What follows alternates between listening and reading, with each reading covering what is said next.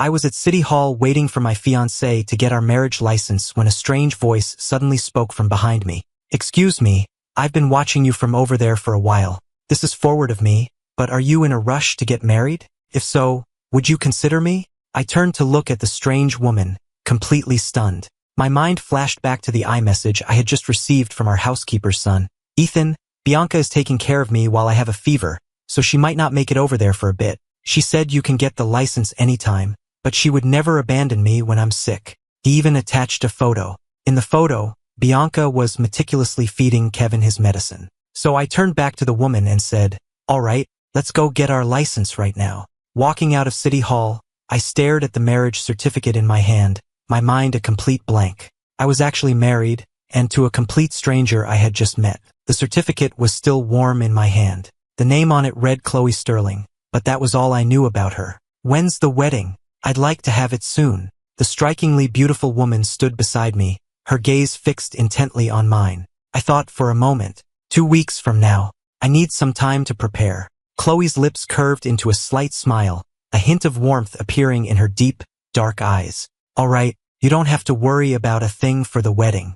Just be there to pick me up on the day." I gave a small smile and nodded. "I'm staying with the White family at the Azure Heights. I'll be waiting for you to tell me where to go." Her lips parted as if to say something more, but her phone rang. A Rolls-Royce pulled up to the curb. "I'm sorry, something's come up. I have to go." After I gave her a nod of understanding, Chloe got into the car and departed. Her car drove off, shrinking into a black dot before disappearing from view. Just then, 3 very different luxury cars pulled up in front of me. The doors opened, and out stepped the 3 sisters, each with a unique personality but all equally stunning. The eldest, Bianca, was the first one out. She strode toward me on her long legs and casually adjusted her gold-rimmed glasses. "Kevin has a fever. I was busy taking care of him, so I couldn't make our appointment." The second sister, Bella, followed right behind, looking elegant and poised in a black trench coat. "You still haven't decided which of the 3 of us you want to marry,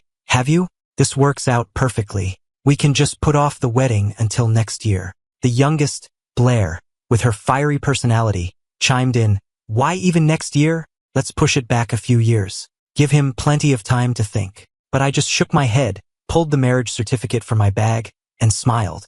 "I won't be choosing between any of you, because I'm already married." At my words, all 3 of them froze. A flicker of disbelief crossed their faces, their immediate reaction being that I was lying. Bianca's cool eyes narrowed, her brow furrowing slightly. "Ethan, are you just saying this to scare us because we missed our appointment to take care of Kevin?" The smile in Bella's eyes vanished. "Kevin saved our lives in that car accident. That's why we look after him. You know you're the only one we love. You're a Collins. Can't you just let him have this?" Blair tugged at her collar, her delicate features twisting into a fierce expression. "Everyone in New York City knows you belong to the 3 of us. Who would dare marry you besides us?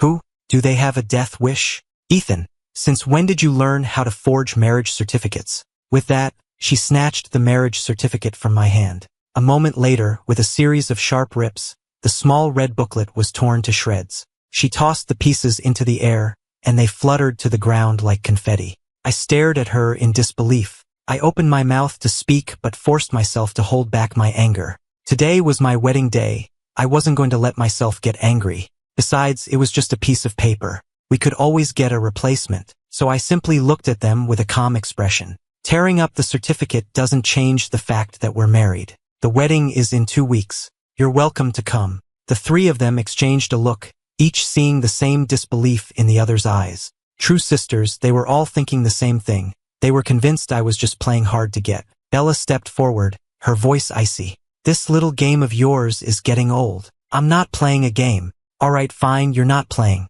Whatever you say." Blair replied dismissively, lying about being married. "I can't wait to see how you talk your way out of this in 2 weeks. Bianca frowned and was about to speak when her phone rang shrilly. When she answered, Kevin's weak, tearful voice came through the speaker. "Bianca, Bella, Blair, where did you all go? I feel awful." Hearing his voice, the expressions on all 3 sisters changed instantly, replaced by obvious panic. Bianca's tone softened immediately.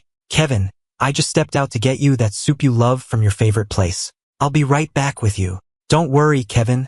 I'm coming right back." Kevin, hang on. The second they hung up, all three got into their separate cars, started the engines, and sped off toward home. Not one of them thought to give me a ride. Just like that, I was left standing there all alone. The cold wind whipped my hair across my face, blurring my vision. Watching the three cars speed away, I gave a wry smile, feeling a strange sense of loss. Even now, I still don't understand how things between me and the three sisters got to this point. When I was 7, my parents died in an accident. I was taken in by the Whites, close family friends who had arranged for me to marry one of their daughters since we were children. The day I first arrived at the Whites' mansion, I was dressed in a perfectly tailored little suit, the very picture of a refined young gentleman. All three White sisters fell for me at the same time. The sisters fought over me constantly, arguing from that first day about which one of them would be my wife. Mr. and Mrs. White thought it was just a childish phase, but the sisters continued to fight over me as we grew up. They treated me like a priceless treasure, coddling me and protecting me from everything. If any other girl even dared to approach me or hand me a note, the three of them would practically go to war. As they grew older, Bianca became the heir to the family corporation, Bella became a world-famous movie star, and Blair became a legendary esports champion. Despite their different personalities, they were all unshakably determined to be with me, and none of them would ever back down. Their parents, at a loss, finally made a pact. On my 22nd birthday, I would have to choose one of them to marry. Today is my 22nd birthday. I showed up, but the three sisters who had once sworn they couldn't live without me all stood me up, all because of a guy named Kevin. He was the son of the Whites' new housekeeper. From the moment he moved in, his intentions were clear. He spent all his time engineering chance encounters to try and win over the sisters. However, the sisters had seen this kind of act too many times before and weren't impressed. Just as they had with other boys, they coldly dismissed him as a manipulative nice guy and avoided him at all costs. That is, until the car accident. Kevin had thrown himself in front of the three of them without a moment's hesitation. They were completely unharmed, but he was hit by the car and nearly died. After that, the sisters' attitude toward him changed completely. Their affection slowly shifted to Kevin, and for his sake, they began to hurt me time and time again. When Kevin sprained his ankle, they rushed to his side, leaving me alone on a remote hiking trail. When Kevin casually mentioned wanting to go to an amusement park, they abandoned me while I was sick with a high fever to take him instead. When Kevin and I both fell into the lake, all three of them chose to save him. And even today, on the day we were supposed to get married, they all stood me up. The three women who once swore they would marry only me, who said they couldn't live without me, none of them showed up. For years, everyone in our social circle knew how passionately the White sisters loved me. Now that I'd been cast aside by all three of them, if word got out, it would be a complete humiliation for the Collins family. To protect my family's reputation, I married the first person I could find. The engagement was broken. From now on, I had nothing to do with the three sisters. I picked up the shredded pieces of my marriage certificate, hailed a cab, and returned to the Whites' mansion. As soon as I walked in the door, I saw Bianca, Bella, and Blair all crowded into Kevin's room. The three tall, leggy women stood by his bed, making the spacious room feel cramped. I watched them fuss over Kevin with anxious, worried expressions and forced a tight smile. That room used to be mine. It was the best one in the house, right next to theirs. They had poured their hearts into decorating it for me, making it incredibly cozy. They would bring me all the best food and newest gadgets. Back then, they would say with so much love, "Ethan is our little prince. He deserves the very best of everything." And I believed them, but after Kevin got hurt in the accident for them, they made me move to a guest room, saying he was injured and needed the better room to recover. From that moment, I knew I was no longer their prince. I managed a weak smile and went back to my guest room. The next morning, I was woken by the loud and incessant sound of party poppers from downstairs. Startled awake, I went downstairs to find the entire living room piled high with beautifully wrapped gifts. Kevin stood in the center, surrounded by the three sisters, a huge smile on his face. Bianca's expression was soft as she handed him the keys to a sports car. "Kevin, congratulations on feeling better. This is that car you said you liked. I bought it for you." Bella produced a small protective charm. "I went to St. Patrick's Cathedral to get this blessed for you. It was so crowded, and I ran into a lot of fans, but I managed to get it. They say it's very powerful." Blair held out a trophy, grinning. "See? I won the tournament and brought this straight to you. Kevin, if I could give you all my luck and good fortune, I would. I wish you a lifetime of peace and happiness." The three of them piled the gifts into Kevin's arms until he could barely hold them all. His eyes welled up with tears of excitement. You guys, you shouldn't have. Giving me all this for just getting over a cold. You treat me so well, I don't know what to say. The smile on his face was unstoppable. Then he saw me coming down the stairs and asked with feigned innocence, Ethan, it was your birthday yesterday. What did Bianca and the others get for you? I'm so curious. Can you show me? I instinctively clenched my fists and said nothing. Only then did it seem to dawn on Bianca, Bella, and Blair that yesterday was my 22nd birthday, and they hadn't gotten me a single thing. Bianca stepped forward and held out a black credit card. I forgot because Kevin was sick yesterday. I'll make it up to you. Go buy yourself whatever you want. The other two offered their cards as well, but I made no move to take them. I just said flatly, there's no need to make up for a forgotten gift. Hearing this, all three of them looked surprised. They had been prepared to coax and soothe me, but my calm indifference seemed to throw them off completely. But then they remembered my lie about getting married, and they instantly concluded this was just me being difficult again. If you don't want it, fine. We won't bother. Just don't regret it later. As they said this, they watched my reaction closely, but my expression remained placid. Don't worry, I said coolly. I won't. That evening, Mr. and Mrs. White returned from a business trip abroad. At the family dinner, Kevin, as the housekeeper's son, was about to head to the kitchen with his mother, but Blair grabbed his arm and pushed him into the seat beside her. There are enough people in the kitchen. You sit here and eat with us. Kevin looked uncomfortable and tried to get up, but Bianca and Bella both put a hand on his arm, motioning for him to stay seated. Seeing this, Mr. and Mrs. White looked displeased, but they didn't say anything. Mrs. White deliberately ignored her daughters and looked at me with a warm smile. Ethan, yesterday was your birthday, so who did you finally choose? I've already started looking at wedding venues. An occasion this happy deserves a huge celebration. We won't let you be treated unfairly. As soon as she said this, the three sisters went silent, and a hush fell over the dinner table. Then, Bianca's low, resonant voice broke the silence. Kevin had a fever yesterday. I didn't go. I was busy taking care of Kevin, so I didn't go either, Bella added lazily, as if it were no big deal.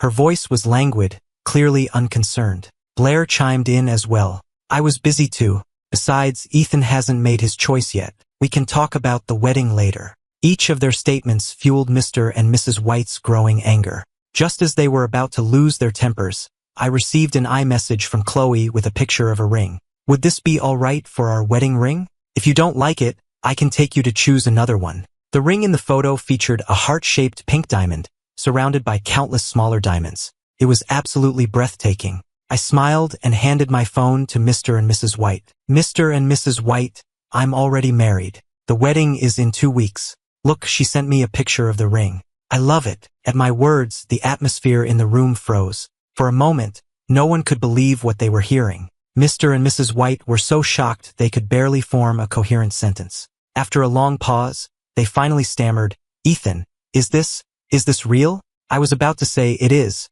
but Bianca cut me off, her face grim. That's enough. It's one thing to play games with us, but are you really going to pull this stunt in front of our parents? The usual smile on Bella's face vanished. Ethan, this joke has gone on long enough. It's not funny anymore.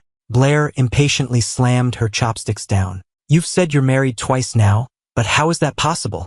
You still have that love letter in your drawer, the one for. Hearing this, Bianca and Bella's expressions changed instantly. They lost their composure and grabbed her arm. What love letter? Who is it for?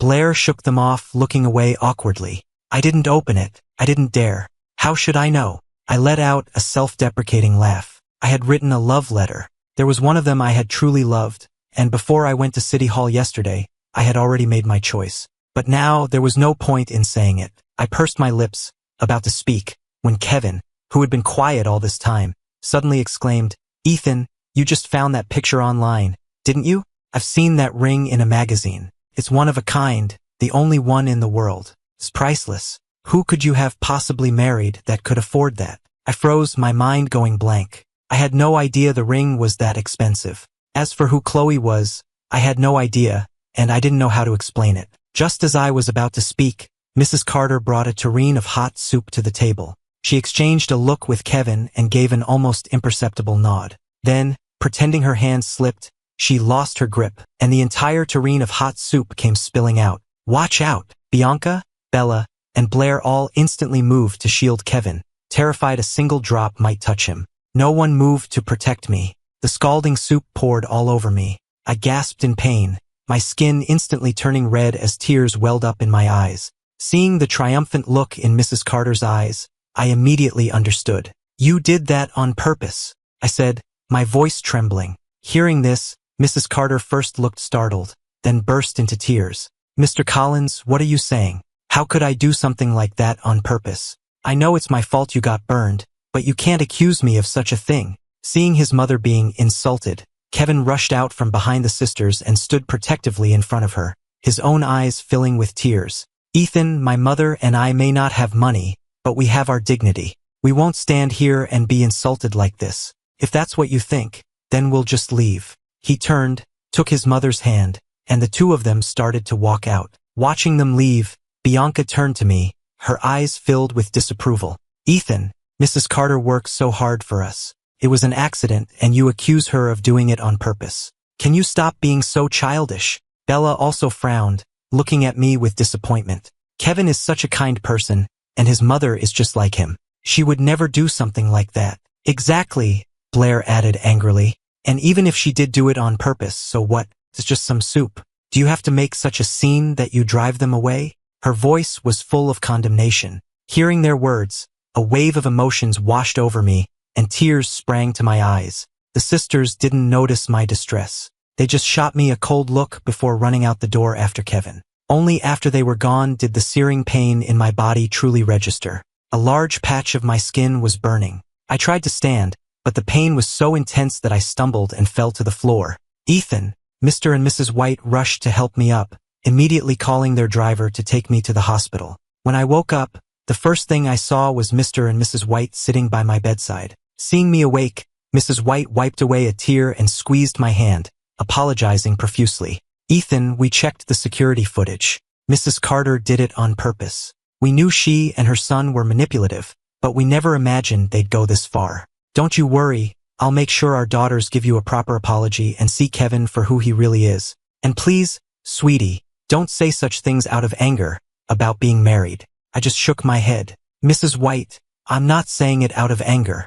I really am married. Then, I took a bank card and an emerald necklace from my bag and placed them in her hand. Mrs. White, this is the money I've saved over the years. Please consider it repayment for everything you've spent on me. And this is the White family heirloom you gave me, the one you said was for your future son-in-law. It doesn't belong to me anymore. Please, take it back. Seeing this, Mr. and Mrs. White finally realized I was serious. Mr. White asked again, Ethan, are you really married? You're not lying to us, are you?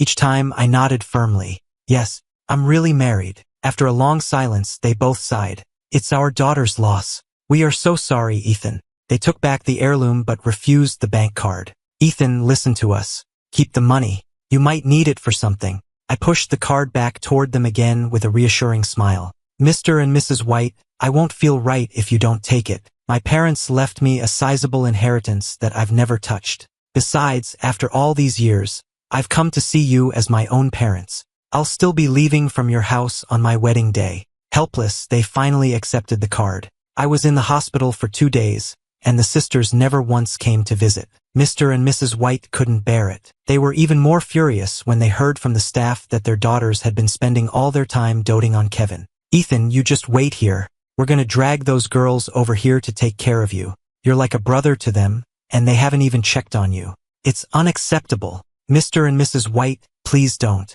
Having you here is more than enough. I quickly stopped them. I insisted. Seeing that I was serious, they relented. On the day I was discharged, I got a call from Chloe. I designed a tuxedo for you. It's been delivered to the house. Her usually cool voice was like melting ice, filled with an undeniable warmth. I was surprised and blurted out, You design clothes? She chuckled softly on the other end of the line. A little. I just wanted to give my husband the very best. My ears turned bright red. I mumbled a few incoherent responses, my mind going blank, but a warm feeling spread through my chest. When I got back to the house and opened my door, my eyes fell upon an exquisite custom-made tuxedo. It was perfectly structured, with hand-stitched embroidery and deep blue sapphire cufflinks, radiating elegance and luxury from every detail. The only problem was that it was currently being worn by the delicate-featured Kevin. Kevin twirled in the tuxedo, asking happily, "Bianca, Bella,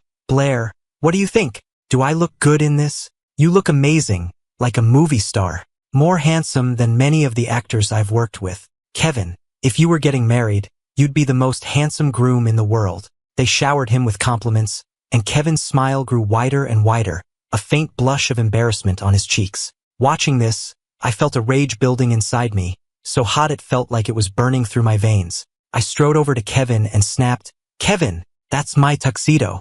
Who gave you the right to accept the delivery and put it on? Don't you know that taking things without asking is called stealing? Take it off now." Kevin flinched, his eyes turning red with hurt. "I didn't know it was yours. I just thought it looked so nice. I wanted to try it on. I'm sorry, Ethan. I didn't mean any harm." Despite his words, he made no move to take it off, instead stroking the sapphire cufflinks admiringly. "If you know you were wrong, then take it off." I struggled to contain my fury, my fists clenching at my sides. But Kevin just fidgeted, clutching the sleeves. "I've never worn a suit this well-made before," he said reluctantly. "It's like something out of a dream. Ethan, since you're not really getting married, could you just give it to me? Are you deaf? I told you, I am getting married, and this is my tuxedo. If I give it to you, what am I supposed to wear?" Kevin froze, his eyes instantly welling up with tears before he could even speak. Seeing his pitiful expression, Bianca, Bella, and Blair immediately felt a pang of sympathy.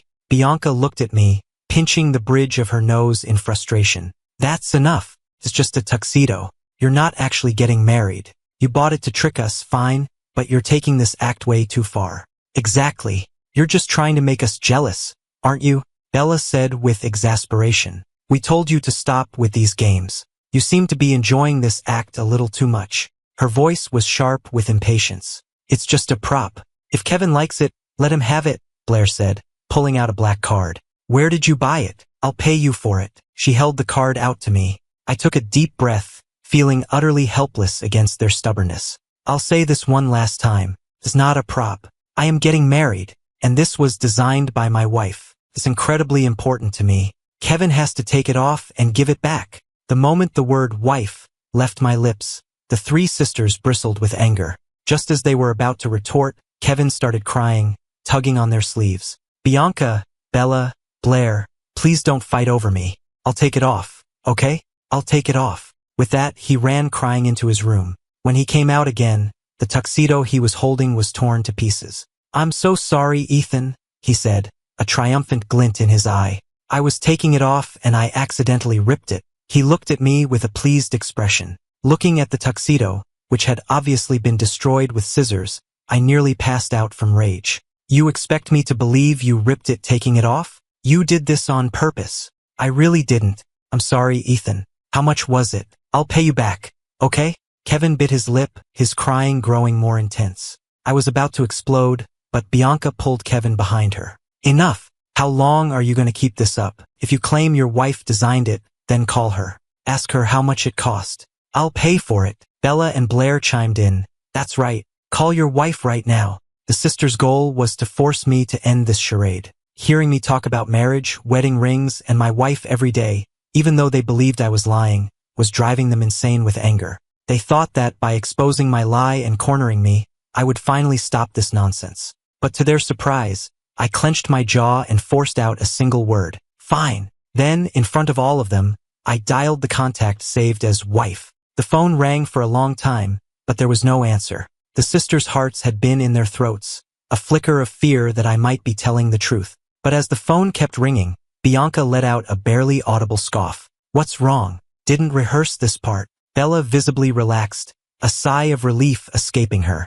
"I thought you had some grand trick up your sleeve. Is this all it is? We'll each give you $1 million. Consider the tuxedo bought," Blair said dismissively. She then turned to wipe Kevin's tears. "Stop crying, Kevin. I'll take you shopping. I'll buy you anything you want, something even nicer than this." After calming him down, she gently led him to her car, and the other two sisters followed. After they left, my phone buzzed. It was an iMessage from Chloe. "In a meeting. I'll call you back. Is everything okay?" I quickly typed back, "No, it's fine. You're busy. I just wanted to say I'm so sorry. Someone ruined the tuxedo." I didn't take good care of it. She replied almost instantly, "Don't worry about it. I'll have another one made and sent over." Just then, Mr. and Mrs. White came home. When they saw the ruined tuxedo, their expressions immediately soured. After I explained what happened, they were absolutely furious. Mrs. White said indignantly, "I only hired Mrs. Carter because I felt sorry for her, a widow with a son. I thought they could use the help, but it's clear now that both of them are rotten to the core.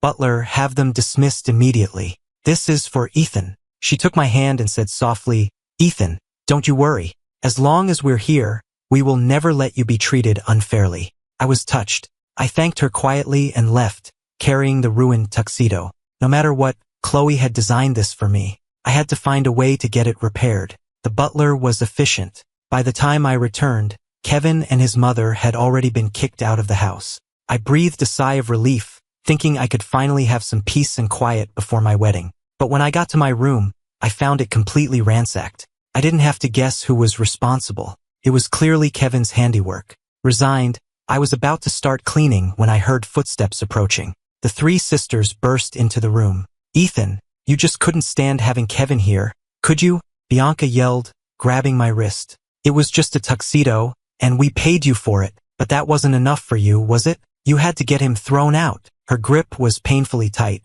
I wrenched my arm free, too exhausted and frustrated to argue anymore. "Believe whatever you want." My response only angered Bella more. She frowned in disbelief. "That's your attitude? You're not going to go and apologize to Kevin. What do I have to apologize for?" I asked, genuinely confused. I truly didn't understand. Blair's face was a cold mask. She grabbed my arm and started dragging me toward the door. "You're coming with me to apologize." That was the last straw. I exploded. I threw her hand off with all my strength. "Enough. In 10 days, I'm getting married and leaving this house for good. I will have nothing more to do with any of you. Please, just leave me alone for the next 10 days. With that, I pushed Bianca and Bella out of the room as well, slammed the door shut, and locked it. It was instantly silent on the other side of the door. After a long moment, Blair's arrogant voice came through the door. "Ethan, stop the act. We're not falling for it." I leaned against the door, my body slumping to the floor.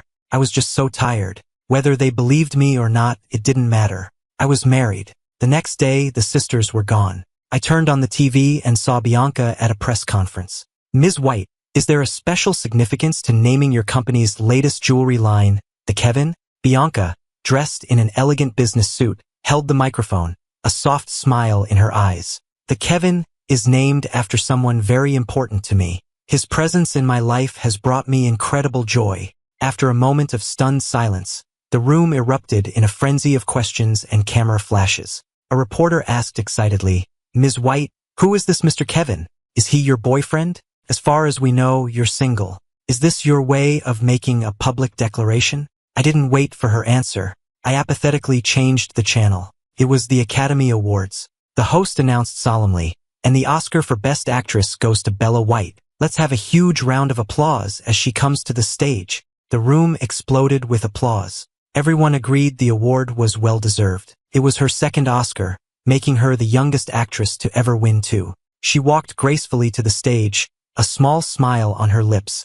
"I am so honored to receive this award. In addition to the producers and my family, I want to thank someone very special, Kevin Carter. He gave me so much strength and support during filming. I want to share this honor with him." The next moment, to the shock and screams of the audience, Bella stepped down from the stage and led him up by the hand. I immediately changed the channel again. Now it was an esports championship final. The crowd was on the edge of their seats. In the end, Blair's team won a decisive victory, becoming the world champions. As team captain, Blair led her teammates onto the stage to accept the trophy. The moment the trophy was in her hands, she grinned wildly at the camera, kissed it, and her triumphant voice boomed across the broadcast. "Kevin, did you see that? I won. This trophy is for you. From now on, you'll never be alone. I'll be there to take care of you." Just then, my phone on the sofa buzzed. I picked it up. It was an iMessage from Kevin. "Ethan, did you see? My mother and I are doing just fine without the Whites. Sorry to disappoint you." He had attached several screenshots from the broadcasts, all from the moments the sisters had said his name. I scoffed and ignored the message. The doorbell rang. It rang again insistently. I opened the door to find a young man in a sharp suit standing on the porch. "Good morning, sir. I'm Ms. Sterling's assistant. You can call me Mr. Smith. Ms. Sterling has asked me to show you some potential houses. Are you available now?" Took me a second to process. "Oh, just let Chloe decide. I'm fine with whatever she chooses." Mr. Smith shook his head firmly. "Sir, Ms. Sterling was very clear. You are to be the master of the house. It is a Sterling family tradition. The master of the house makes the final decision on all domestic matters." I was stunned. My parents died when I was a child. Even though Mr. and Mrs. White were always kind to me, I've always felt like I was adrift, without a real anchor. This was the first time I was going to have a home of my own. A warmth spread through my chest, and I nodded. After a short drive, the assistant led me to the Grandview Estates. We stood before the largest and most magnificent villa in the development. "Sir, this is the first option Ms. Sterling selected. The area is known for being quiet and beautiful." After just a quick glance, I was shocked to realize the layout was identical to the dream house I had always imagined. I was completely sold on it. Just as I was about to say so, I heard Kevin's voice from nearby. "Bianca, Bella, Blair, this place is so big and expensive. Are you sure this isn't too much to spend on me?" "Not at all. You and your mother need a proper place to live. Plus, it's close to our house, so we can come over and take care of you whenever you need." "That's right. Nothing is too expensive if it's for you. Kevin, just say yes. That little apartment you're renting is falling apart. Do you want us to worry ourselves sick?" At this, Kevin's lips curved into a smile, his eyes brimming with emotion. "It's all my fault. If I hadn't made Ethan angry, he wouldn't have complained to Mr. and Mrs. White, and my mother and I wouldn't have been forced to leave. Then you wouldn't have to spend all this money." Hearing him mention my name, Bella's expression hardened. "Don't you worry about that. I'll make sure you get justice. I won't let you be treated unfairly." As they spoke, they started walking toward the house and saw me standing there. Blair's brow furrowed, her tone hostile. "What are you doing here?" I replied calmly. "I'm looking at houses." Hearing this, the three of them paused and exchanged a look, their hearts skipping a beat. But when they saw the professional-looking assistant beside me, they relaxed, assuming I had just hired an actor to play along with my charade. This time, instead of scolding me, they just laughed. "All right then, we'll just watch you buy it." I ignored them. I was genuinely pleased with the house,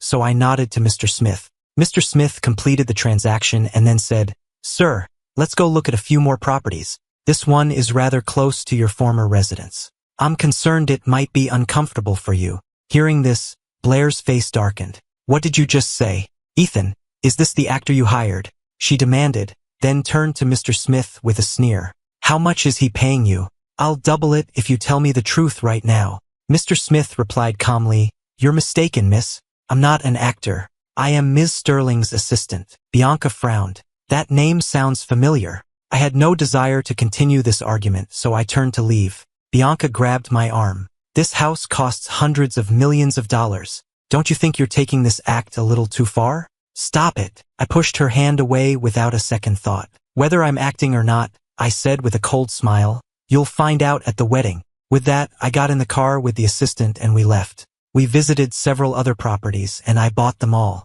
When I returned to the White's house, I found an invitation and a catalog for an upcoming auction on the table. I wasn't interested and was about to toss it, but as I flipped through the catalog, I saw something on the last page that made my heart stop, a piece of jewelry that had belonged to my mother. My heart pounding, I grabbed the invitation, changed into a formal suit, and headed out. The moment I arrived at the auction, I regretted coming. Bianca, Bella, and Blair were all there, and they had brought Kevin with them. He was sitting in the middle of them, beaming as they doted on him. "Kevin, if you see anything you like, don't hesitate to bid," Bianca was saying. "We'll pay for it. Don't worry about the price. If you like it, it's yours," Bella added, her eyes soft. The other two nodded in agreement. I tore my eyes away from them and focused on the auction. The auctioneer brought out item after item. At first, Kevin was hesitant to bid, but soon, anything he so much as glanced at with interest, the sisters would immediately buy for him. Their extravagant spending drew envious looks from around the room.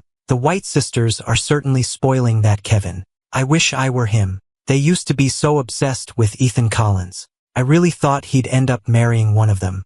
Who would have guessed it would turn out like this? Choosing the housekeeper's son over him. What a complete humiliation for the Collins family. I felt the pitying stares of the people around me, but I ignored them. I just silently waited for the final item to come up. Finally, the auctioneer carefully brought out a jade bracelet, detailing its history and provenance. I couldn't sit still any longer. I gripped my bidding paddle, waiting. That bracelet was the first gift my father ever gave my mother. I had to get it back, no matter the cost. The bidding will start at $3 million, $4 million, $5 million, $6 million. The price climbed rapidly. One by one, the other bidders dropped out until it was just me and a few others. I kept raising my bid. Seeing how determined I was, Kevin turned to the sisters and said coyly, "That bracelet is so beautiful. I wonder if it would look good on me." Instantly, all three of them jumped in. "I'll buy it for you." And just like that, the three sisters joined the bidding war against me. 15 million, 20 million. My heart sank. They knew exactly what this bracelet meant to me. When it was first lost, I had been devastated. The three of them had drawn pictures of it from memory, competing with each other to try and cheer me up. "Don't be sad, Ethan," they had said. "We'll help you look for it. We'll find it someday. Whatever it takes, we'll get it back for you." Now, those promises were a bitter joke. The price soared to an astronomical figure. 50 million. I checked my bank account. It wasn't enough. To win, I would have to spend my entire inheritance and go into debt. As I hesitated, Bianca made a gesture to the auctioneer, signaling an unconditional bid. The room gasped. It meant she would pay any price, outbidding everyone no matter what. In that moment, my heart shattered. I had lost. When the bracelet was brought to their table, Kevin looked at Bianca, his eyes full of adoration. "Bianca, you bought this for me. Will you be the one to put it on me?" Bella and Blair immediately protested. "Kevin, I have money too. If she hadn't jumped in first, I would have bought it for you." "Bianca, I'll pay you for the bracelet." "Let me be the one to put it on him," Bella said, holding out her credit card. She insisted. Blair did the same. "I have money too, Bianca. Let me do it." As they argued, Kevin pretended to fumble with the bracelet. It slipped from his grasp, hit the marble floor with a sickening crack, and shattered into a dozen pieces. In that instant, my heart broke with it. "Oops," he said. "I dropped it." I knew he had done it on purpose, but there was nothing I could do. Bianca had won it for him. It was his to destroy. My eyes burning with tears, I pushed through the crowd and knelt on the floor, carefully gathering every last shard. I looked up at Kevin. "These pieces are useless to you now. I'll buy them from you." He refused without a second thought. "I'm sorry, Ethan. I really like this bracelet, so I want to keep the pieces. Thanks for picking them up for me." With that, he took the shards from my hands and walked away, flanked by the three sisters. But as he exited the building, he casually tossed the pieces into the decorative fountain by the door. The fountain wasn't deep, only up to my shins, but its bottom was covered in smooth, dark river stones. The jade fragments vanished among them. Without a moment's hesitation, I climbed into the fountain. It started to rain, the downpour blurring my vision and making the search even harder. I don't know how long I searched. My back ached, and I was soaked and freezing, but I finally managed to find every last piece. When I got back to the house, I was dripping wet. Seeing my disheveled state, Bella frowned. "What happened to you? You're a mess." My eyes were red, and tears streamed down my face. My body was shaking uncontrollably as I screamed. "I was looking for the bracelet your precious Kevin smashed and threw away." "My parents' bracelet. Our parents' bracelet," Bianca repeated, the realization dawning on her. All three of them froze. It was the first time they had ever seen me cry. For a moment, they were all at a loss. Bianca's tone softened instantly. "I'm sorry, Ethan. It was my fault. I forgot it was your parents." "I didn't remember either," Bella stammered. "Otherwise, I would have bought it for you, I swear." She sounded frantic. Blair rushed to get me a towel and started drying my hair. "Ethan, I'm so sorry. Go take a hot shower so you don't get sick. And I've told you so many times, we don't love Kevin. We don't like him like that. You're the only one for us." "The only one for them? If I was the only one, would they have left me waiting at City Hall all day in the cold? If I was the only one, would they have shielded Kevin from the soup and not me? If I was the only one, would they have let Kevin destroy my tuxedo and smash my mother's bracelet?" The words were a complete joke. All my grief and helplessness had been washed away in the rain, so I said nothing. I coldly pushed their hands away and walked to my room. I slammed the door and locked it. Then I sat down at my desk, looking at a photo of my parents, and tried to piece the bracelet back together. It was hopeless. What was broken, could never be whole again. 2 days later, I opened my door, my eyes still red and swollen, to find the 3 sisters waiting hesitantly outside. When they saw me, they each held out a jewelry box. Ethan, we searched all over the city to find bracelets that look like it. Please don't be sad anymore, okay? I didn't even look at them. I don't want them. They're not my mother's. And this is my problem, not yours. I don't need your help. My coldness seemed to panic them. Bianca sighed. Ethan, do you have to be so distant? You know how we feel about you. Bella and Blair spoke at the same time. We know you're upset about Kevin, but he's our savior. We're just being good to him to repay the debt. It's different with you. You're the one we truly love. The one they truly love. Hearing those words again, I almost laughed through my tears.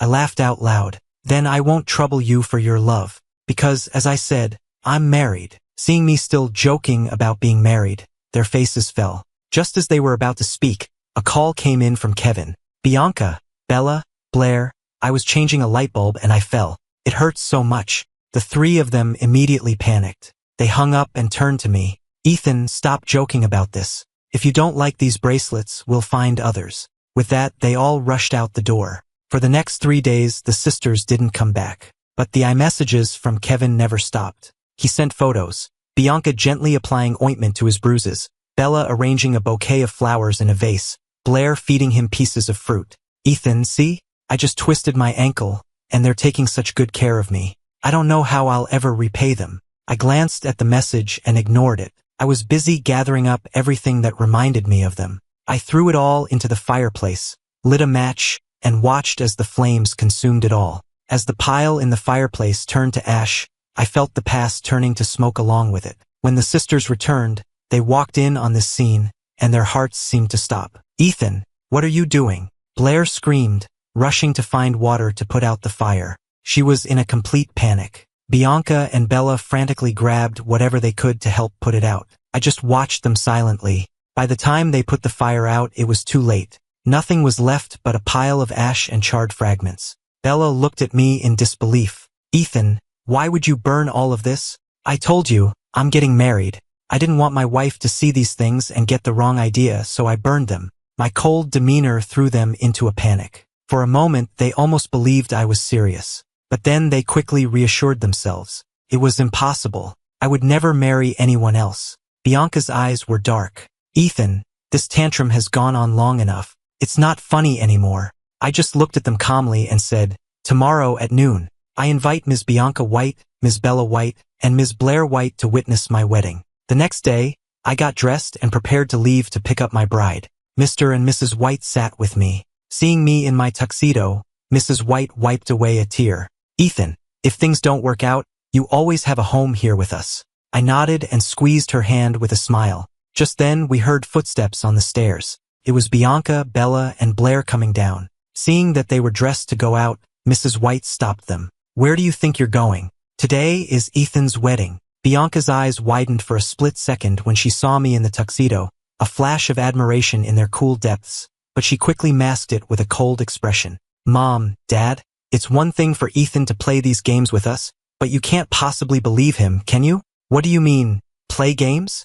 Mr. White said, his voice rising. Ethan is getting married today. Are you blind? He was furious. Bella's expression was nonchalant. We see him throwing another tantrum and putting on a show for us. Blair looked completely unbothered, her hands shoved in her pockets. Ethan, if you want to play this game, fine. We'll play along. Let's see if anyone actually shows up. We can see how good of an actress you hired. The minutes ticked by. The clock struck 12. No one arrived. Blair let out a sigh of relief, a mocking smile spreading across her face. You were so convincing before. What happened? Did you forget to hire your actress today? Bella also looked relieved. All right, this has gone on long enough. Ethan, take off the tuxedo.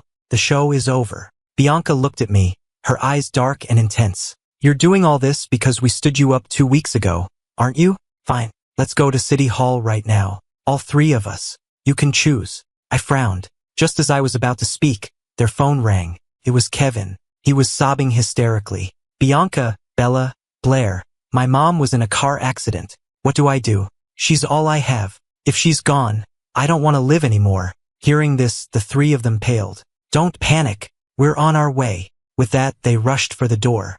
Mrs. White's voice was sharp.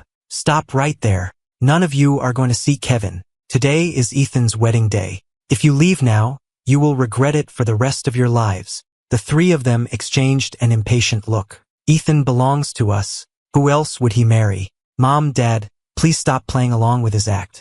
As soon as we're done with Kevin, we'll go marry Ethan. Before she could reply, they were out the door.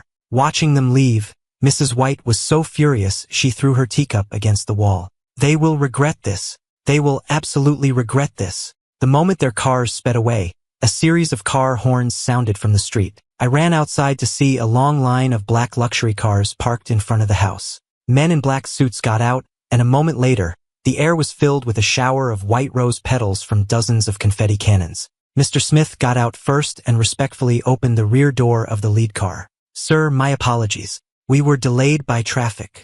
It's all right, I smiled, then turned back to Mr. and Mrs. White, my eyes stinging with tears. Mr. and Mrs. White, I'm going to start my own family now. Their eyes were red too. They took my hands. You must be happy, my boy. I will be.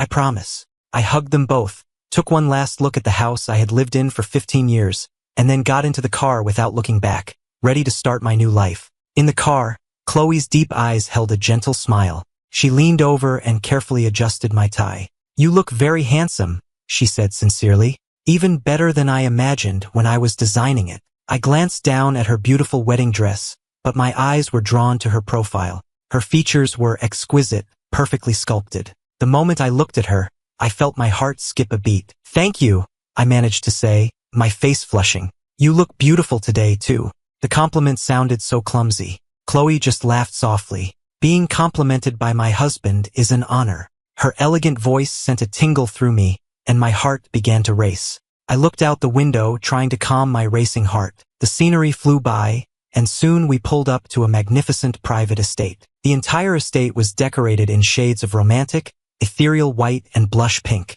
It looked like a fairy tale. As the wedding march began to play, I stepped out of the car and offered my hand to Chloe. She placed her hand in mine without hesitation, trusting me to lead her down the aisle. The ceremony proceeded in a blur. My mind was blank, as if I were in a dream, simply following Chloe's lead. The moment we exchanged rings, a sense of calm finally settled over me. This wasn't a dream. I was really married. Amid the cheers of the guests, Chloe pulled me close, her arm around my waist, and gently kissed me. At that exact moment, in the hospital, all three sisters clutched at their chests. They exchanged a look, each feeling as if they had just lost something irreplaceable. Ethan, they all whispered at once, a sudden, inexplicable panic seizing them. Their hearts were racing. Blair instinctively stood up to leave. Just then, Kevin, his eyes red from crying, grabbed her hand. Blair, are you in a hurry? Can you please stay with me a little longer? He choked out. Blair hesitated, her expression conflicted, but an urgent feeling in her gut was screaming at her to leave. She had a terrible feeling that, if she didn't leave right now, she would regret it for the rest of her life. So, after a moment's hesitation, she pushed his hand away. Kevin, Bianca is still here, and your mother is out of danger. I have to go. I'm sorry. With that, she ran out of the hospital as fast as she could. Blair! Kevin called after her, but it was no use. He tried to call her back. Dejected, he turned to Bianca and Bella for comfort, only to see them getting up to leave as well. Kevin, your mother has a nurse and she's stable now, Bianca said, her expression grim. We have to go. She didn't give him a chance to argue. Bella looked just as anxious. I have to go too, Kevin. I'm sorry. I'll come back later. A flash of resentment crossed Kevin's face, but he quickly covered it with a weak smile. It's okay. I'll be fine by myself. If you're busy, you should go. I'm just a little scared, that's all. But this time, even Bella, usually so perceptive, missed his plea for them to stay. Instead, she looked relieved. Good. We'll go then. With that, she hurried out. Bianca was already long gone. Seeing them all leave, Kevin stomped his foot in frustration, but there was nothing he could do. When he returned to the room, his mother, lying in the hospital bed, looked past him toward the door. Stop looking, Mom. They all had to leave, Kevin said dejectedly. He slumped into the chair beside her bed. His mother looked at him with exasperation. I told you to keep them here today. How do we know if Ethan was really getting married or just bluffing? Kevin glanced at the clock. It was already 4 in the afternoon. He relaxed. Don't worry, Mom. Whether it was real or fake, it's too late now. If it was real, they missed it. If it was fake, they'll be furious with him for tricking them like this. Either way, their relationship is bound to fall apart. And then all three of them will be mine for the taking. Don't worry. Hearing this, his mother finally relaxed. You're right. She glanced down at her bandaged arm and decided the accident had been well worth it. When the sisters got back to the house, they were stunned by the silence. The cobblestone path leading to the door was strewn with fragrant white rose petals, a clear sign of a celebration. Bianca's heart leaped into her throat, her face turning pale. Ethan! She ran into the house, her usual composure gone, frantically searching for any sign of me. The other two were right behind her, just as frantic. Blair's eyes were red as she tore through the house, screaming my name. Ethan, stop playing games. You want to get married? Fine. Let's go get our IDs and go to City Hall right now. We'll go right now. Bella stood before her parents, her face fixed in its usual smile, but her eyes were icy. Mom, Dad, where's Ethan? Did you hide him somewhere to teach us a lesson? This isn't funny. Please stop encouraging him. Has he made his choice yet? It's time for him to give us an answer. She was smiling, but it was a desperate, self-deceiving smile.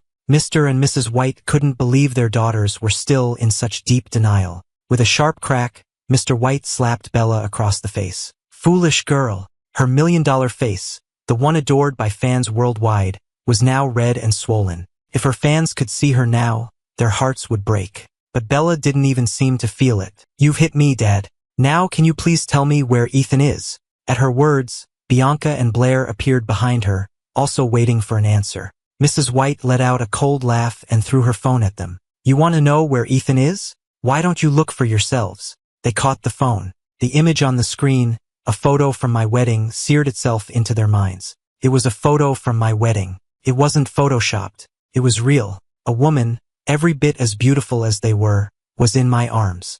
A delicate white veil was draped over both our heads, but you could still clearly see that I was kissing her. The smile in my eyes was genuine, heartfelt joy. They knew me better than anyone, and they knew I hadn't smiled like that in a very, very long time. Bianca's hand, holding the phone, tightened until her knuckles were white. The pressure was so intense it seemed she might shatter the screen. Mom, Dad, you're lying to us, right? She said, her voice barely a whisper. Where did you find this actress? Ethan really went all out this time. The words sounded like they were being torn from her throat. Bella's face was a mask of disbelief, her voice trembling.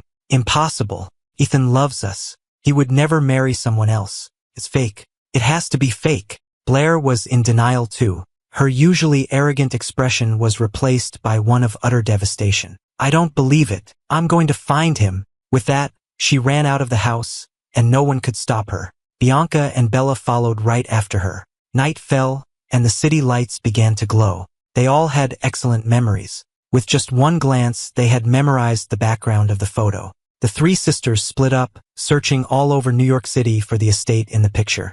Not this one. Not this one. None of them were right. They searched for hours. The streets grew empty. They ran into each other several times, but none of them had found the estate. They met up again, exhaustion etched on all their faces. Bianca called her mother. Mom, do you know where Ethan's wedding was? Her mother's reply was a cold, I don't know. Before she hung up, they were still at a dead end. But it was becoming terrifyingly clear that I had been serious. And none of the staff had called to say I had come home. The three sisters drove aimlessly through the city. One of them took a wrong turn, ending up on a secluded but beautiful private road. After driving for a while, the road opened up, and there it was, the estate from the photograph. Even at night, the estate, named Rosewood Manor, was breathtakingly beautiful. Just as Blair was about to drive through the gates, several large security guards approached her car. Ma'am, this is a private estate. No trespassing. Blair had never cared for rules. If she wanted to go somewhere, she went. She was about to floor it and crash the gate when Bella got out of her own car and stopped her. Excuse me, Bella said to the guards. Who is the owner of this estate? We need to speak with them. We're looking for someone. The guard looked at them, frowning as if thinking, if you found this place, you should know who owns it. But he just replied, the owner of this estate is from the Sterling family. This is private property. You need to leave. Bianca's face was grim. The name Sterling rang a bell. She remembered the assistant, Mr. Smith, mentioning a Ms. Sterling. The coincidence was too great to ignore. The name had sounded vaguely familiar before, but now she remembered. She was about to enter into a major business deal, and the key partner was the notoriously private head of the Sterling Corporation. She connected the dots.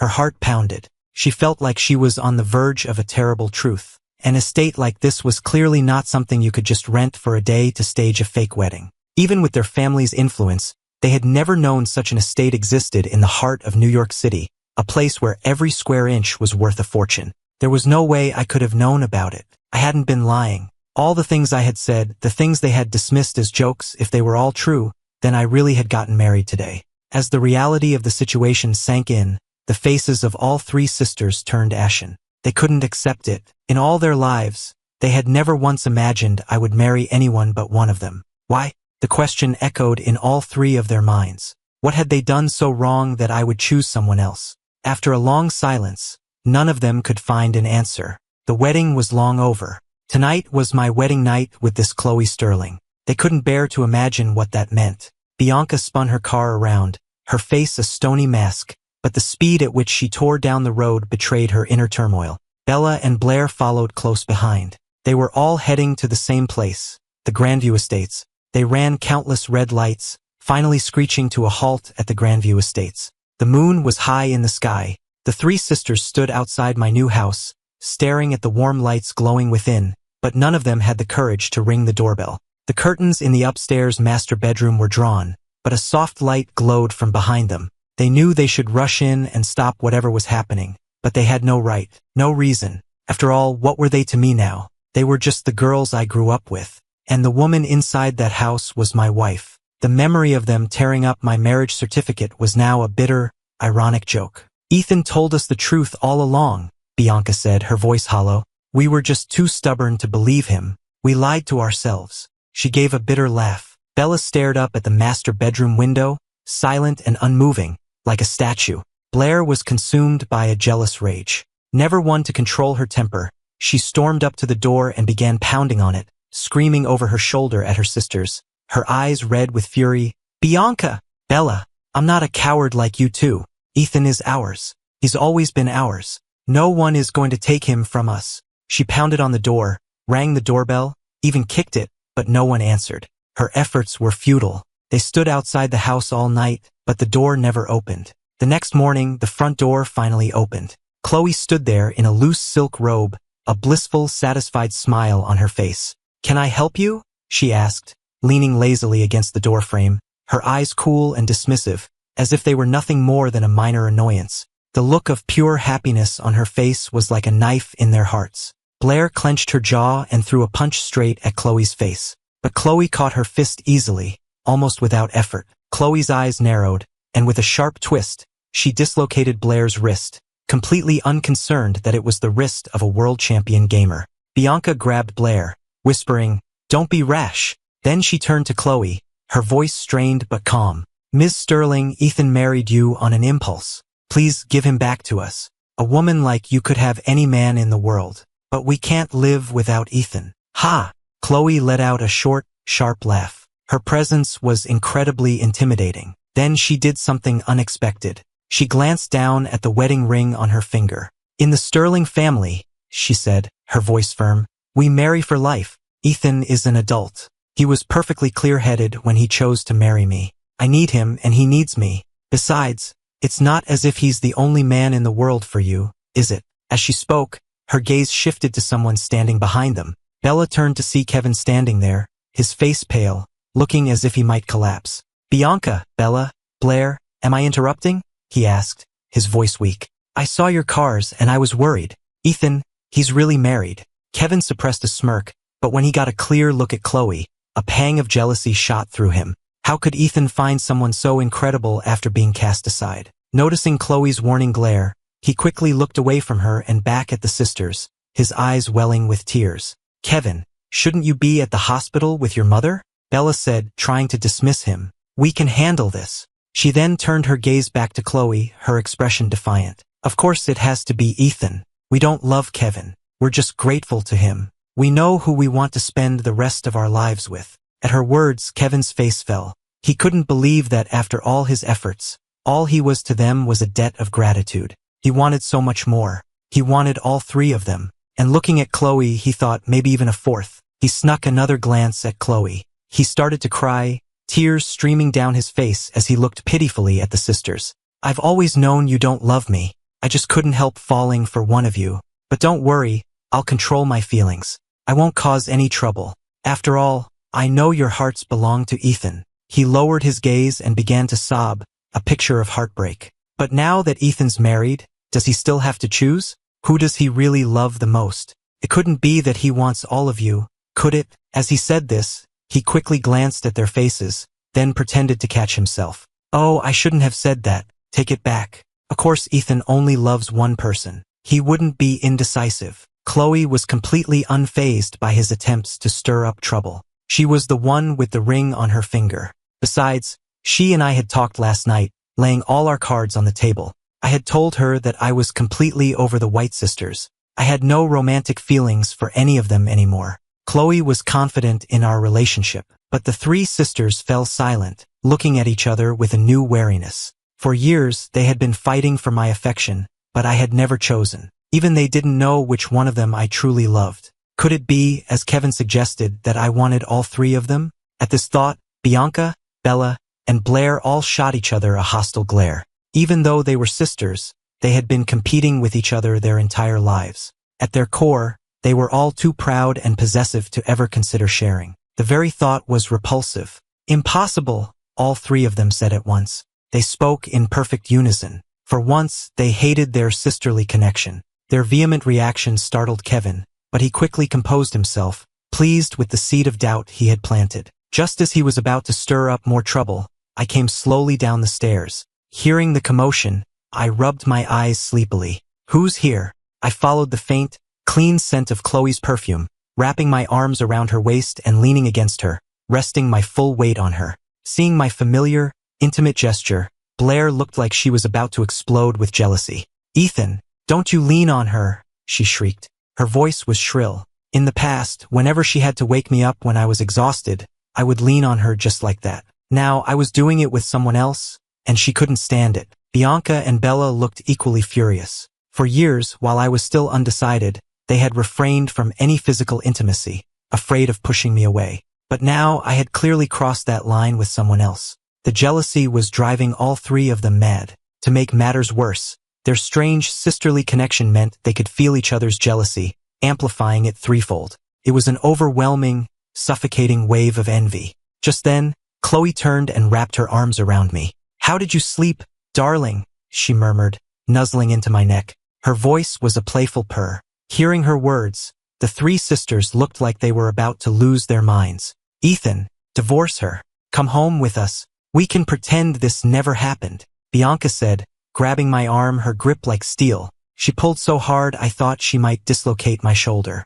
The pain shocked me fully awake. I opened my eyes and saw the three of them, and my good mood vanished. You see now? I'm really married. I wasn't joking. I wasn't playing a game. I'm not going back with you. I have my own home now, a home that doesn't include you. I pushed her hand away firmly. I'm not choosing any of you. The words echoed in their minds, a constant refrain. I didn't want them. Bianca stared at me, her eyes filled with confusion and disbelief. Why? She voiced the question that was on all their minds. Why won't you choose? You loved one of us. Is love something you can just give up on? We've loved you for so many years. I just smiled, a sad, tired smile. I'm not choosing because it doesn't matter anymore. I don't love any of you. Is that not clear enough? Stop saying you love me.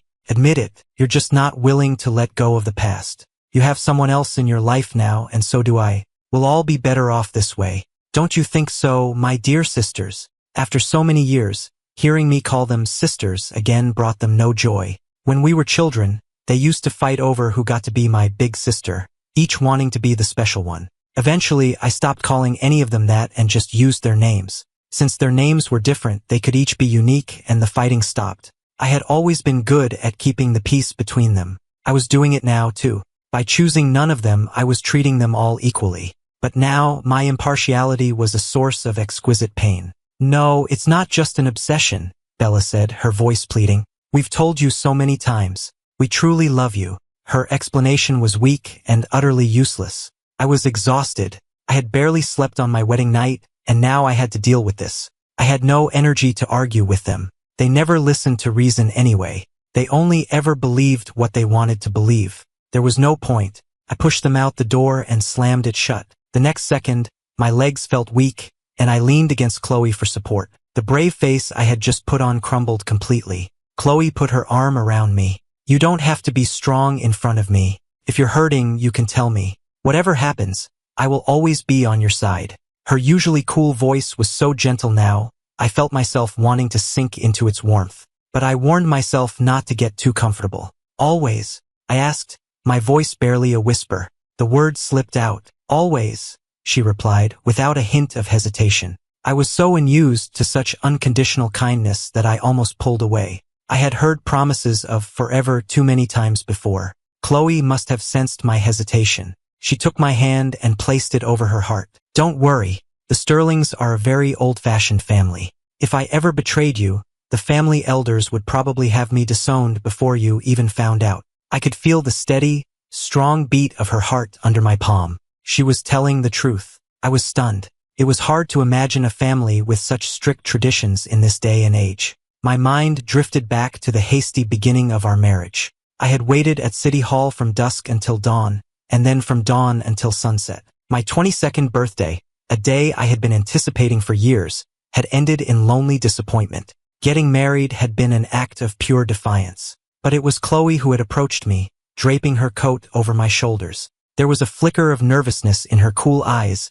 but her voice was steady. I've been watching you for a while. This is forward of me, but are you in a rush to get married? If so, would you consider me? Her beautiful face, appearing so suddenly, was like a light in my gray, dreary world. I don't know where I found the courage, but I nodded. Yes, let's get married. On impulse, I took her hand, and we walked into City Hall, getting our marriage license just moments before they closed. That day felt like a dream. Even now, it's hard to believe it was real. I asked her, Chloe, if it hadn't been me that day, would you have just asked some other random person to marry you? No, she said without hesitation. Her eyes were filled with a deep, hidden affection. I told you, I had been watching you for a long time. I was waiting for you. I was so stunned I couldn't speak. My heart was pounding. It felt like the only sounds in the world were our breathing and the beating of our hearts. After a long moment, I finally found my voice. But you know I only chose you that day because I had no other options. I stammered, my throat dry. It doesn't matter. As long as you chose me in the end, that's all that matters, Chloe said, pulling me into a tight hug. She held me close, as if memorizing the feel of my warmth and the rhythm of my heart. As long as I was with her, that was enough. In a way I couldn't see, her eyes shone with a possessive, satisfied light. I don't believe in love at first sight, and Chloe didn't seem like the type to either. I needed an answer. Chloe, why were you waiting for me? I don't believe in love at first sight. Chloe sighed, gently released me, and led me into her study. She pressed a button on the wall, and a hidden door slid open. The room inside was filled with photos of me. Most of them were candid shots, taken on street corners, in parks, at award ceremonies. I was shocked. I never imagined that another place besides the White House held such a collection of photos of me. I looked at her, a strange, unnerving feeling creeping over me. Sensing my unease, she gently tapped me on the head. One chance encounter is nothing, but after we kept running into each other, again and again, I finally had to admit that I had feelings for you. She paused, and the intense love in her eyes was impossible to miss. I looked away, licking my dry lips. And then what? I asked, my voice hoarse. And then, she began, a nostalgic look in her eyes. I kept trying to get close to you, but it never worked out. I don't know how many chance encounters it takes for two people to get together. You always had your 3 childhood friends with you. The way they looked at you, so possessive, I could never find the right moment to tell you how I felt. So I gave up. But then, on our 99th chance encounter, I finally got out of the car and asked you to marry me. As she spoke, fragmented memories began to piece themselves together in my mind. A woman as striking as Chloe, I must have noticed her. But every time I did, Bianca, Bella, or Blair would step in, possessively blocking my view, demanding my full attention. So all this time, someone had been loving me from afar. Moved, I pulled Chloe into my arms and held her tight. Chloe, let's never be apart. Never, she whispered, her smile radiant. She was beaming. But while our home was filled with warmth, the white mansion was eerily silent. Bianca, Bella, and Blair sat in my old room, though none of them knew for how long. The room was deathly silent. Looking around at the Spartan, impersonal space, they finally began to realize just how badly they had neglected me. The little prince they had once spoiled rotten had been dragged through the mud by them. But I had pulled myself out, and now I didn't need them anymore. They had no idea how to win me back. They didn't understand what they had done wrong. Hadn't they explained countless times that they only felt gratitude and pity for Kevin? Nothing more? Why was I still so jealous? The doorbell rang several times. Blair, annoyed, ran a hand through her hair and went to answer it. Kevin, what are you doing here? Shouldn't you be at the hospital with your mother? Despite her annoyance, she let him in. Kevin paused, then said, My mom's fine. I was just worried about you all. You were in such a state the other day. I want to make sure you're eating and sleeping properly. You need your strength to apologize to Ethan. With that, he made himself at home, heading into the kitchen to start cooking. Having grown up watching his mother, he was a decent cook. But cooking wasn't his real purpose for being there. He was wearing a tight, white button-down shirt that clung to his muscular frame. Noticing no one was paying attention to him, he accidentally dropped a wet piece of meat into the hot oil, causing it to splatter violently. Watch out! Blair immediately pulled him into her arms, shielding him with her own body. He then pretended to be concerned, quickly washing his hands and dabbing at an oil spot on her face with a wet paper towel. Did it burn you? He asked, his voice full of worry. He feigned concern. Blair tried to pull away, but her eyes fell on the front of his shirt, where it had gotten wet. The white fabric was now translucent, clinging to his skin and revealing the defined muscles of his chest. She quickly looked away, a strange, unsettling feeling creeping over her. I'm fine, just keep cooking. She didn't know how to cook, but something felt wrong. She watched him, and the feeling of unease grew stronger. Who would wear such impractical clothes to cook in? He never used to dress like this when he helped in the kitchen. Back then, he wore the standard staff uniform, his hair neatly combed, his face clean-shaven. But now, that night, Kevin stayed over again, claiming he needed to take care of them. Just as Blair was about to fall asleep, there was a knock on her door. What is it? She asked, her tone the same as always. She sounded impatient. Kevin, however, didn't seem to notice. He stood there wrapped in a towel, his hair dripping wet. Blair, he said, shivering slightly, the hot water in my bathroom went out. Can I use yours? Knowing full well what he was planning, she let him in anyway. She wanted to see just how far he would take this. The moment he stepped into the bathroom, Blair's expression turned to ice. After the sound of the shower running for a while, he finally emerged. As the bathroom door opened, a strange, sweet scent filled the air. She felt a sudden wave of heat and tugged at the collar of her shirt. Just then, Kevin walked out wearing a shirt so thin it was practically transparent, an innocent smile on his face. Thanks, Blair, he said. I'm all finished. With that, he started walking toward her. Feeling the heat rising in her own body, her expression changed in an instant. She grabbed his wrist with one hand and clamped her other hand on his shoulder, her grip so tight it left clear red marks. Ah! He let out a sharp cry of pain, tears springing to his eyes. Just as he was about to beg her to be gentler, Blair mercilessly threw him out of the room. She pinned him against the wall, her hand tight around his throat. Her voice was ice cold, her face a mask of fury. Who gave you the nerve to drug me? I didn't. Blair, you've got it all wrong. He choked out, clawing at her hand. He desperately tried to pry her fingers from his neck. The commotion brought Bianca and Bella out of their rooms. Seeing the scene in the hallway, they instantly understood. Still holding Kevin by the throat, Blair explained everything. The look in Bianca and Bella's eyes turned to ice. Bianca put a hand on Blair's arm, signaling for her to let go. Blair, though confused, released her grip. Bianca! Bianca! Kevin gasped, sucking in air. He was about to thank her, tears of relief in his eyes, when Bianca kicked him hard in the chest, sending him flying down the hall. He landed in a heap, coughing and sputtering, a look of utter disbelief on his pale face. Then Bella knelt beside him, her face a mask of gentle concern. She tilted his chin up and asked softly, Do you like all of us? Or just Blair? Why did you only try to seduce her? Am I not attractive enough for you? The world-famous actress, adored by millions, asking such a vulnerable question. For a moment, Kevin's heart melted, and he was lost in the gentle warmth she projected. No, of course not. You're incredibly beautiful. It's just, I knew I could never have you, so I settled for the next best thing. Believe me, I like you the most.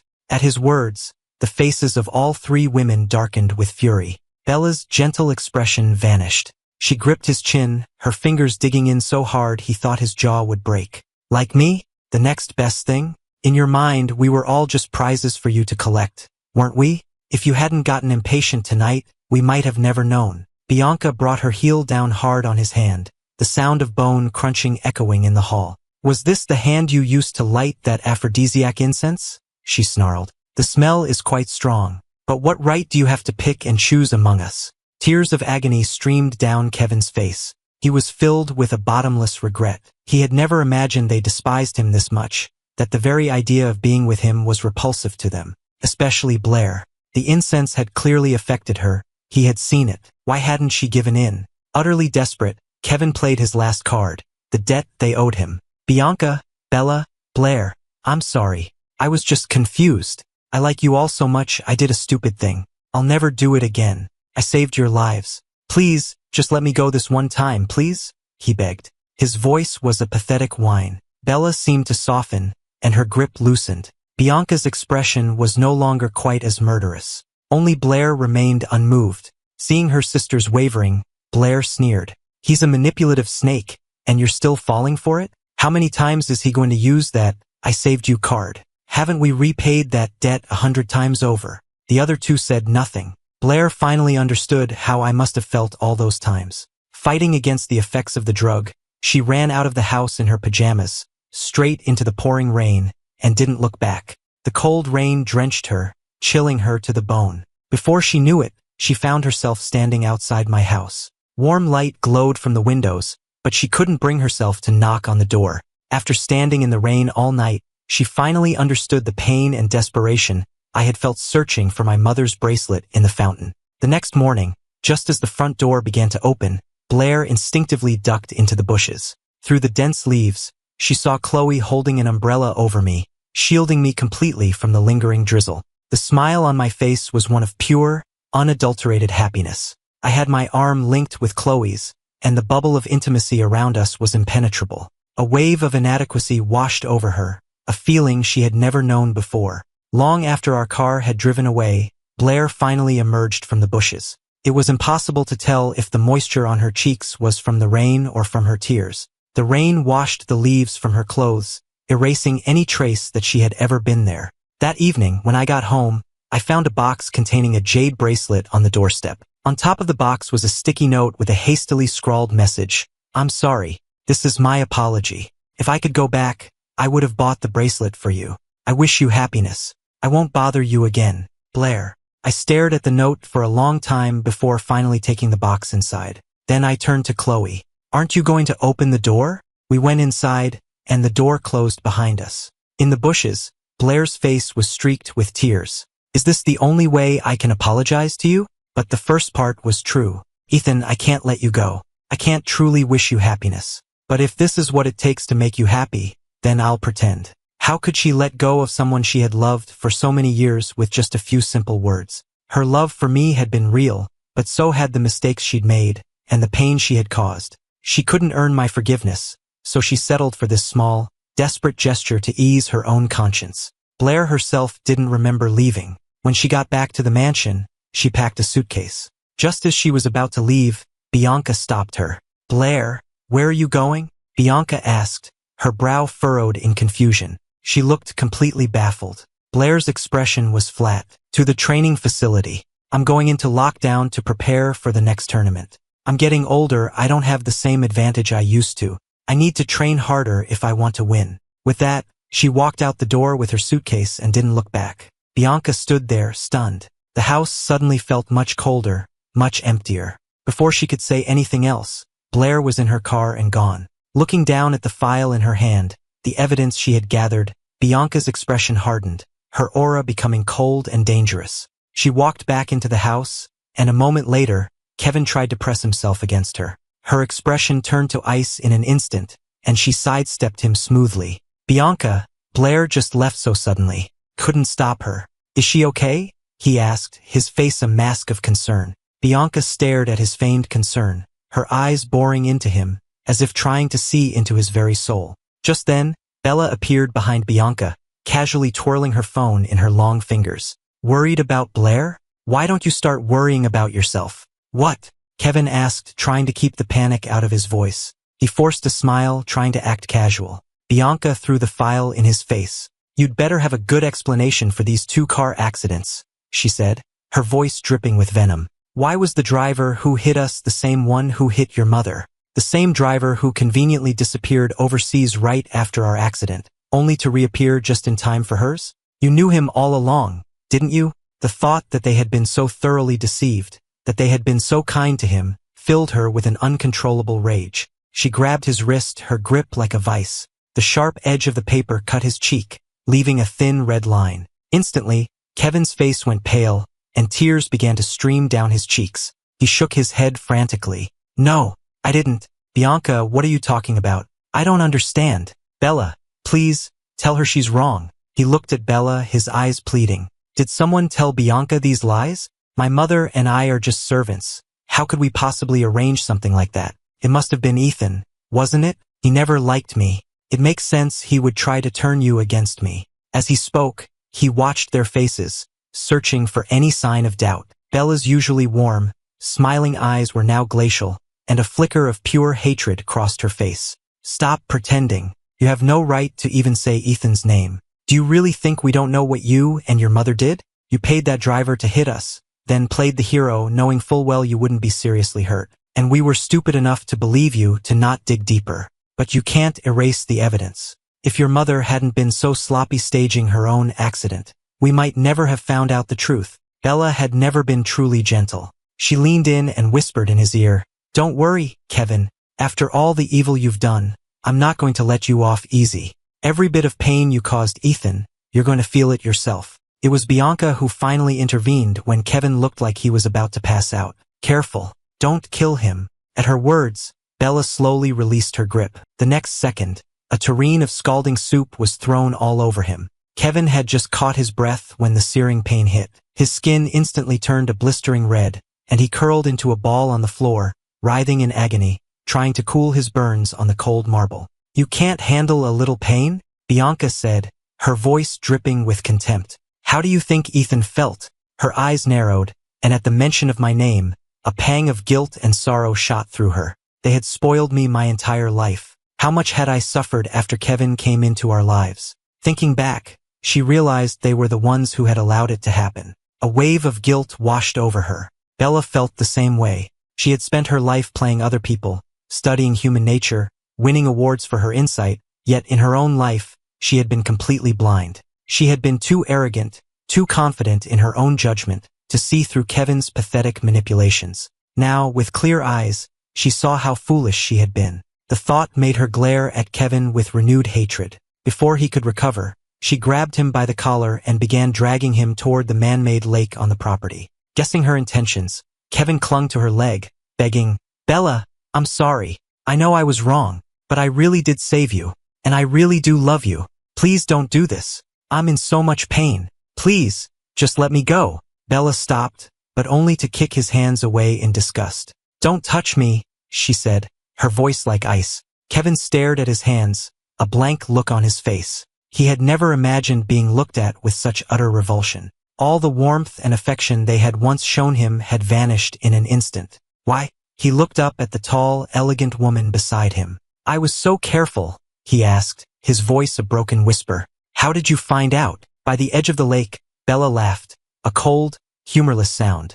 Careful? Don't flatter yourself. We didn't find out because we chose not to look. And with that, she kicked him into the lake. Just as he was about to go under for the last time, she had a bodyguard pull him out. He had barely caught his breath before he was shoved back under. After this happened several more times, he stopped struggling. He went limp, his eyes vacant with despair. Crying for help was useless. It only prolonged the torture. He gave up. Seeing his lifeless state, Bianca waved a hand, signaling the bodyguard to release him. Kevin lay on the ground, a pathetic, soaking wet heap, all traces of his former feigned vulnerability gone. I'm sorry, he whimpered. I know I was wrong. Please let me go. I'll never do it again. This time he truly meant it. The White Sisters were devils, far beyond his ability to control or manipulate. No matter what he did, He could never replace me in their hearts. He had been so close to taking my place as the center of their world. He just didn't understand. I was married with another woman. Why couldn't they just let me go? Why couldn't they just look at him? Apologizing to us is useless, Bianca said, her voice devoid of emotion. The person you need to apologize to is Ethan. There was no pity in her eyes. She had the bodyguards haul Kevin to his feet, and she and Bella headed for the Grandview Estates. But when they arrived, my cozy new house was dark. If they hadn't known for a fact that I lived there, they would have assumed it was empty. Bianca and Bella exchanged a nervous glance. Had something happened to me? They couldn't bear the thought, but a fierce hatred for Chloe burned within them. Why hadn't she protected me? Forgetting all about Kevin, they both said at the same time, "Let's split up and look for him." They had no idea where I could be, so they immediately started making calls, trying to track me down. But before they could leave, I posted a new video to my Facebook page. The caption was a single word, honeymoon. For a moment, neither of them had the courage to watch it. Their hands clenched around their phones, their knuckles white. After a long moment, they finally pressed play. In the video, I was smiling, holding hands with Chloe as we walked along a white sand beach. The sea breeze ruffled our hair.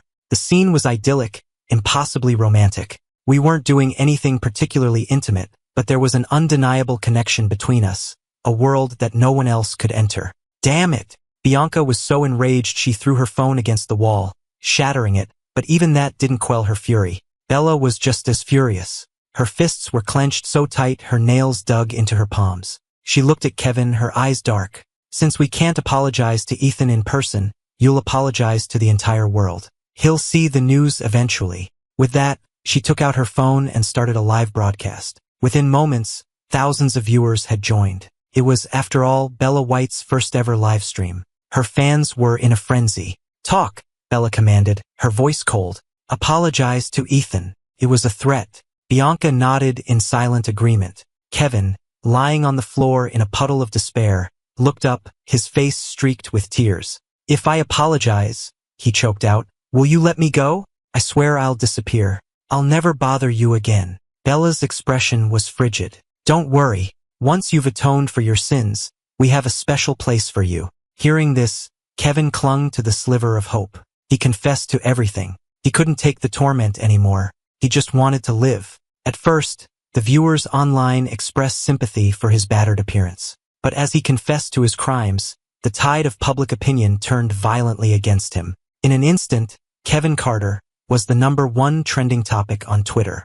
I saw the news alerts on my phone. Watching the videos, I frowned. "What's wrong?" Chloe asked, handing me a coconut with a straw in it. She had seen the look on my face. When she saw what I was watching, her expression tensed. "Will you forgive them?" she asked, her voice tight with an emotion I couldn't quite place. She sounded nervous. I turned and took her hand, lacing my fingers through hers. "Don't worry. I'll never forgive them for what they did to me. But I think they're the ones who should be apologizing, not just Kevin. They're the ones who enabled him, who let his schemes get out of hand. They're the ones who truly hurt me. But none of that matters anymore. I just don't want to be a part of this public spectacle. Public opinion is so fickle. I have no interest in being the subject of online gossip." Chloe wrapped her arms around my neck and pulled me close. "Don't worry," she said. "I'll handle it. They won't bother you again." I looked at her determined profile and smiled. "Just how powerful are you, anyway? You'll just have to wait and find out,"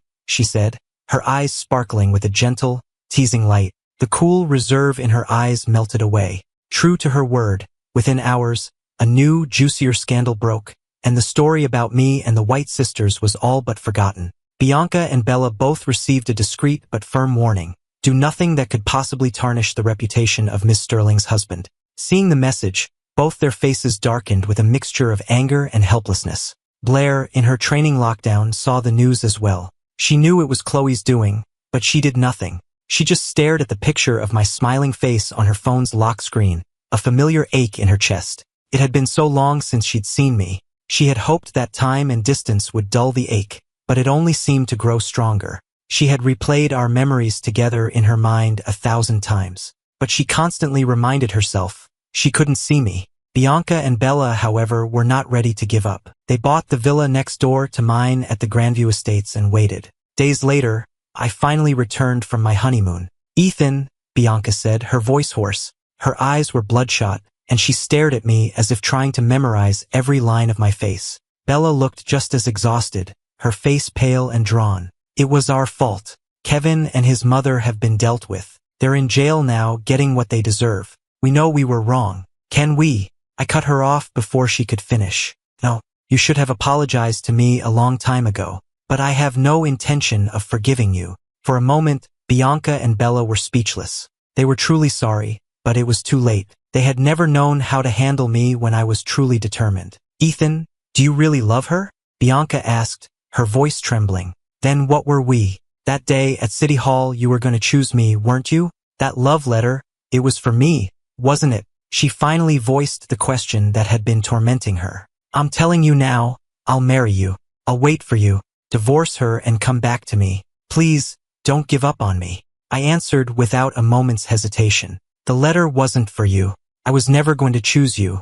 I don't want a backup plan. You're my sister, Bianca. That's all. Please stop this. I don't need you.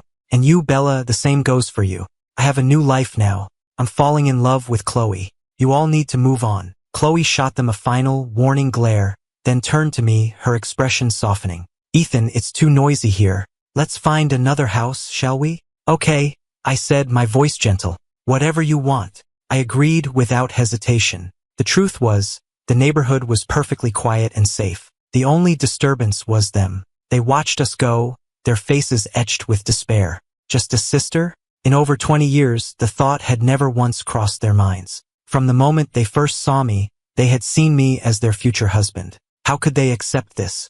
Hadn't they apologized? Why wasn't it enough? Bianca and Bella were the very picture of desolation. Back in her new, empty house, Bianca started writing apology letters, just like she used to when we were children and she had made me angry. She wrote enough to fill a box and sent them to our new address, but they were all returned, unopened. Bella bought a small cafe near the Sterling Corporation headquarters and became its manager, just so she could catch a glimpse of me when I came to meet Chloe. I refused to see her, so this was the only way she could watch me from a distance. One day, I stopped by the cafe and, as I often did, ordered a slice of cake and sat down to enjoy it. The cake tasted exactly like the kind Bella used to make. I always had that thought whenever I came here, but then I would shake my head and smile.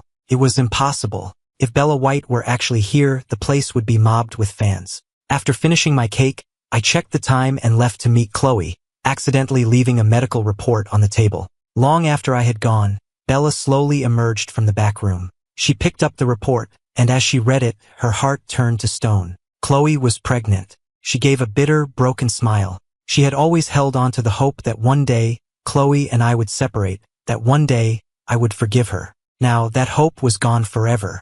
I ran upstairs to find Chloe, unable to contain my joy. I wrapped my arms around her from behind. Chloe, I got the results. We're having a baby. Chloe's face lit up with a joy that mirrored my own. She turned in my arms, hugged me tightly, and kissed my forehead. Ethan, I love you.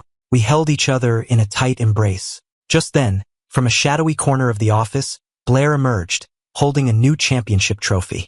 Her heart was a knot of bitter sorrow. She had come straight from the tournament, wanting to be the first to tell me her good news, only to be met with this. But she had expected this, hadn't she? A wave of bitterness washed over her, but she forced it down. She placed the trophy on Chloe's desk. Ethan, congratulations, she said, her voice tight. Consider this a gift for the baby. My coach is waiting. I have to go. With that, she fled. She went back to the training facility and threw herself into her game, playing with a frantic, desperate energy. Hours later, she finally slumped back in her chair, exhausted. 2 silent tears traced paths down her cheeks. It's time to give up, Blair. It's time to give up, Bianca, Bella. She whispered to herself. After that day, she officially retired from professional gaming. She joined the family business, becoming a direct rival to Bianca, and in doing so, created a new battle that would keep them both too busy to think about me.